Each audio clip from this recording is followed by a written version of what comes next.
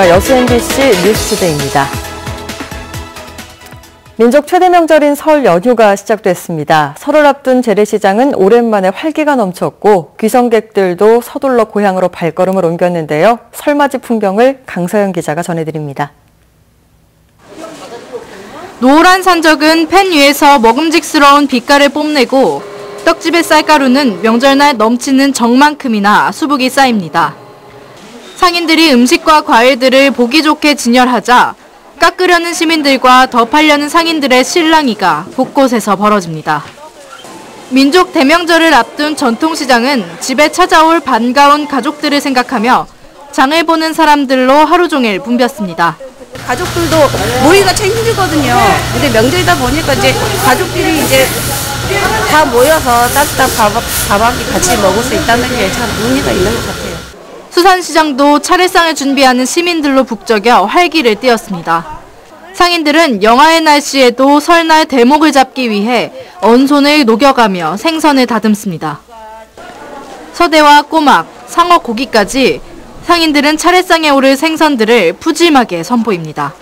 여섯장 채려 올라오고 꼬막도 사고 굴도 사고 떡국도 사고 또 자석도 반찬도 오고 여객선 터미널에서는 명절을 맞아 한껏 장을 본 주민들과 서둘러 고향을 찾으려는 귀성객들이 부푼 기대감을 안고 배에 오릅니다. 친구들도 만나고 부모들도 만나고 또 옛날에 살던 그런 추억도 남아있고 그래서 항상 기분 좋게 내려가는데 다가오는 설 명절, 다양한 설렘과 행복 속에 서둘러 고향을 찾은 귀성객들과 이들을 따뜻하게 맞이할 준비에 지역 곳곳이 모처럼 바쁜 하루였습니다. MBC 뉴스 강서영입니다. 올해 설 차례상 비용이 비교적 안정세를 유지하고 있는 것으로 조사됐습니다. 농수산식품유통공사가 전국 주요 전통시장과 대형 유통업체를 대상으로 제수품의 소비자 가격을 조사한 결과 전통시장은 25만 5천 원, 대형 유통업체는 34만 8천 원으로 지난주와 비교해 각각 0.4% 오르고 0.5%가 떨어졌습니다. 특히 명절이 다가오면서 시금치, 고사리 등의 나물류와 소고기 양지 부위는 오름세를 이어간 것으로 나타났습니다. 여수시가 명절 연휴 기간 상하수도 종합 대책을 추진합니다.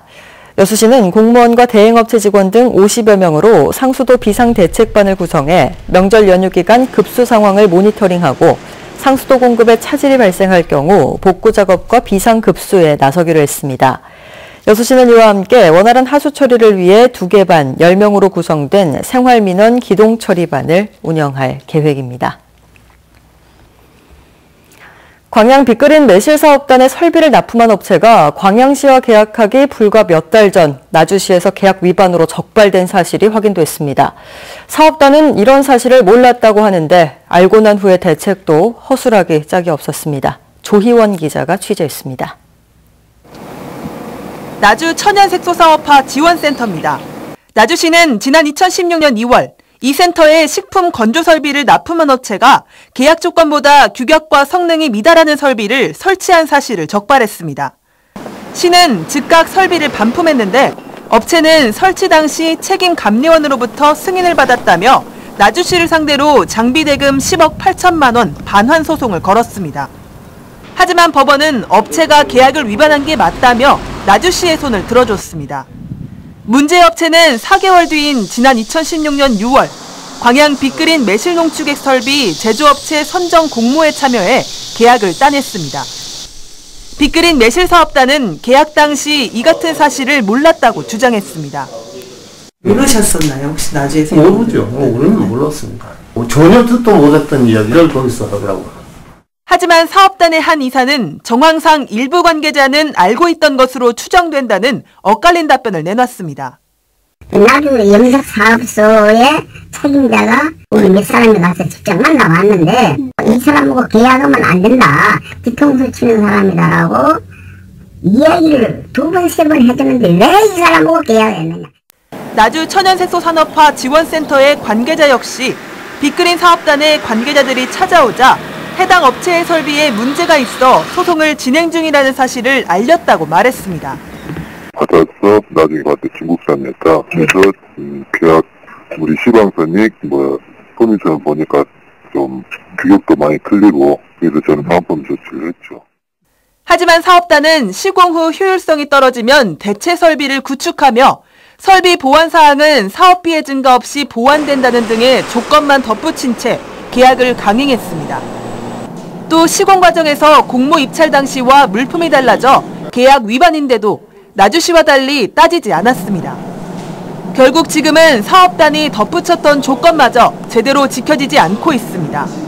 지난해 9월 매실 농축액 여과기의 일부 부품이 고장나 설비의 가동이 중단됐는데 사업단은 업체와의 법정 다툼 끝에 설비 보완은 사업비의 증가 없이 진행된다는 계약 조건과 달리 부품 교체 비용 1,500만 원을 추가로 부담하기로 했습니다. MBC 뉴스 조희원입니다. 해수청이 순천만 갯벌을 관리하기 위한 5개년 계획을 세웠습니다. 여수지방해양수산청은 지난해 6월부터 6개월 동안 습지 분야 전문가와 지역 민간단체, 관계기관 등과 함께 주민공청회를 개최한 결과 순천만 갯벌 습지보호지역 관리 기본계획을 수립했다고 밝혔습니다. 이번 계획은 지속가능한 자율관리 기반 확보와 지역 역량 강화, 주민 삶의 질 향상 등을 목표로 추진되며 해수청은 해양보호구역 실태조사 등도 함께 실시할 계획입니다. 농어촌의 빈집을 관광자원으로 활용하는 남도에서 한 달 살아보기 관광 프로젝트가 추진됩니다. 전라남도는 참여마을 공모 절차를 거쳐 오래된 주택이나 빈집 리모델링, 주택 임차비로 4억 7천여만 원을 지원해 외지에 사는 은퇴자나 예술가 등이 적은 비용으로 한 달 이상 장기 체류할 수 있는 여건을 조성할 계획입니다. 남도에서 한 달 살아보기 관광 프로젝트는 소비 성향이 상대적으로 높은 유동인구 유입을 통해 지역 경제를 활성화시키기 위한 것으로 지속적인 성과를 거두기 위해서는 정주 여건 정비와 함께 주민들에 대한 친절 교육도 병행돼야 한다는 지적입니다. 목포 근대 역사문화공간 투기 의혹 논란 속에 목포의 상징인 유달산 주변의 개발을 어떻게 할 것인가 하는 문제가 자연스럽게 나오고 있습니다. 핵심은 건축물의 높이, 바로 고도 제한 규정인데 건축주, 개발자의 수익성과 맞물려 있기 때문입니다. 장용기 기자가 보도합니다. 유달산 인근의 건축물 고도 제한 문제가 처음 불거진 것은 지난 1994년입니다. 목포항 근처이자 유달산 자락에 45m 높이 15층짜리 아파트 사업 신청이 들어왔습니다. 유달산 조망관과 도시미관 저해를 이유로 5층 이하 조건부 승인을 의결한 건축심의위원회와 월건이라는 건축업자가 맞선 끝에 결국 10층으로 합의됐습니다. 특히 그쪽은 목포의 관문, 해상 관문인 그쪽이기 때문에 그래서 의회라든가 또 시민사회단체 쪽에서 문제를 제기해가지고 고도가 낮춰진 목포에서 최초 사례를 할 수 있고요. 이 사건을 계기로 1년 뒤 목포시의 유달산 고도지구 세부 규정이 만들어졌습니다. 2층 6m에서 최고 10층 30m 높이까지 제한한다는 내용입니다. 그 뒤 건축물 고도 제한 규정이 관심사안으로 다시 부각된 것은 유달산 인근 서산 옹금지구 때문입니다. 목포시가 지난 2012년 서산 옹금지구를 재정비 지역으로 지정해 고도 제한 규정을 풀어버렸고 지난 2017년 우여곡절 끝에 22층 높이의 아파트 신축이 허가됐습니다.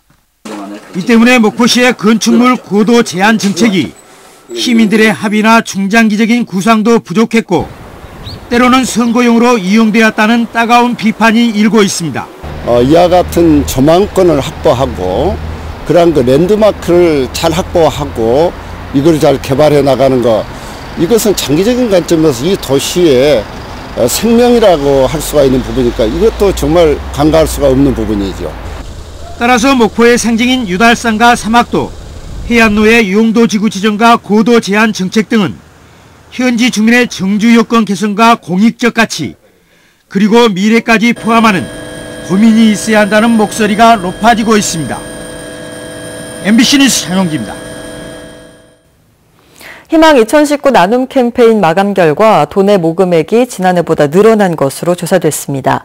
전남사회복지공동모금회에 따르면 지난 31일까지 2달여 동안 접수된 모금액이 97억 7천여만 원으로 지난해보다 7억 2천여만 원이 늘었으며 기부자도 개인과 법인 등 4만 5천여 명으로 지난해보다 5천여 명이 늘었습니다. 이와 관련해 모금회는 연중 모금액도 150여억 원을 넘어서는 등 목표액을 달성했다며 올해 관내 사회복지시설에 200억 원의 예산을 배분할 계획입니다. 조선시대 군주인 정조가 호남 인재를 등용하기 위해 직접 제출한 과거 시험 문제지가 공개됐습니다. 시험 문제와 출제 배경, 장원급제자의 답안지까지 흥미로운 대목들이 많습니다. 남궁욱 기자가 취재했습니다. 호남의 적폐를 없앨 대책을 강구하라. 조선 22대 정조대왕이 호남 지역 유생들만을 대상으로 연 과거 시험의 문제입니다. 1798년 정조 22년 때 호남 지역의 인재를 등용하기 위해 과거 시험을 연 데는 특별한 이유가 있었습니다. 진짜 내가 생각해도 호남 유생은 특출하다. 그지? 이렇게 특출한 호남 유생을 내가 미처 몰라봤어. 그러니까 호남 유생을 발탁하기 위해서 내가 별도로 공정과 시험을 비밀한다. 임금이 직접 출제했다는 문서인 어제 책문입니다. 1798년 정조가 직접 작성한 것으로 추정되는 이 책문에는 호남 지역에 대한 정조의 애정이 묻어 있습니다. 왕야괄, 호남 일로 즉 아조흥와 지지야. 임금이 말하길 호남 지역은 조선의 왕업을 일으키는 최대의 땅이다. 이처럼 호남의 가치를 논하며 호남에 대한 해박한 지식을 풀어내는데 그 문서의 길이만 55m에 달할 정도로 방대합니다. 이 시험에 호남 지역 유생 69명이 응시해 149장의 답안지를 냈는데 정조는 직접 채점을 했습니다. 전부가 정조가 직접 채점을 했습니다. 예, 갖고 나오서 자기가 직접 보고 근 6개월간을 전부 다 보고 전부 정적을 씁니다. 장원급제한 임흥원의 글입니다. 호남의 폐단, 더 나아가 나라의 어려움은 부자에게 세금을 적게 물리고 가난한 이에게는 세금을 많이 물리는 것이라고 일갈합니다. 그러니까 대안을 제시하라는 거. 이 지역에 무엇을 발전시키고 무엇을 어떻게 하면 좋겠느냐. 그 대안 제안이 돼 있다는 거. 호남부 나오는 전라도 정도 1000년을 기념해 어제 책문을 공개했습니다. 220년 전 호남의 가치를 알아본 군주의 애정과 시대의 문제를 고민했던 호남 지역 선비들의 통찰력이 전라도의 자긍심을 다시 한번 일깨우고 있습니다. MBC 뉴스 남궁욱입니다. 순천대학교가 신임 총장 선출을 위한 후보자 등록을 시작했습니다. 순천대는 어제부터 오늘까지 제9대 총장 선거를 앞두고 후보자 등록을 실시해 등록을 마감한 뒤 후보별 기호 추첨에 들어가 선거운동을 진행한 뒤 오는 18일 투표를 실시한다고 밝혔습니다. 순천대는 현재 교육부의 대학평가 결과에 책임을 지고 박진성 전 총장이 사퇴하면서 총장 직무대행 체제가 이어지고 있습니다. 전라남도가 하위권에 머물러 있는 지역 안전지수 개선 대책을 중점 추진합니다. 전라남도의 지난해 안전지수는 범죄 분야만 1등급을 받았을 뿐 교통사고가 5등급, 화재, 안전사고, 감염병 4등급, 자살, 자연재해가 3등급으로 전국에서 하위 수준을 면치 못하고 있습니다. 전라남도는 특히 크게 부진한 교통사고 분야와 화재, 감염병 분야를 3등급으로 끌어올리기 위해 분야별 사망자 수 10% 감축 목표를 세웠습니다. 서쪽 지방 중심으로 공기가 다소 탁합니다. 그래도 내일은 전국에 겨울비가 오면서 먼지가 씻겨 내려가겠는데요. 따뜻한 남풍이 불면서 기온도 크게 오릅니다. 하지만 설 당일 아침에는 또 반짝 추워지겠습니다. 일단 내일 공기질은 크게 답답하지 않겠습니다만 꽉 막힌 귀성길 차 안만큼 답답한 것도 없겠죠. 이럴 때 휴게소에서 잠깐 하기 좋은 스트레칭 알려드립니다. 일단 차 문을 열고 내리자마자 기지개를 활짝 시원하게 펴주시고요. 때로 오른손 위로 내렸다, 왼손 위로 내렸다, 한 번 더 가슴을 활짝 열어주시고 반대쪽 어깨를 회전시키면서 갔다가 한 번 더 등을 길게 반복합니다. 운전대를 잡으며 굽어진 등을 펴준다는 느낌으로 뻣뻣했던 목의 근육도 호흡을 내쉬면서 풀어주고 반대쪽 반복. 네, 팔꿈치를 모았다가 키가 커지면서 한 번 더 등을 끌어올리고 마무리. 네, 저는 이렇게 잠깐 사이에도 좀 어깨가 한결 가벼워지는 느낌이 드는데요. 꼭 따라해 보시고요. 안전하고 건강한 귀성길 되시기 바랍니다. 지금까지 연휴 날씨였습니다.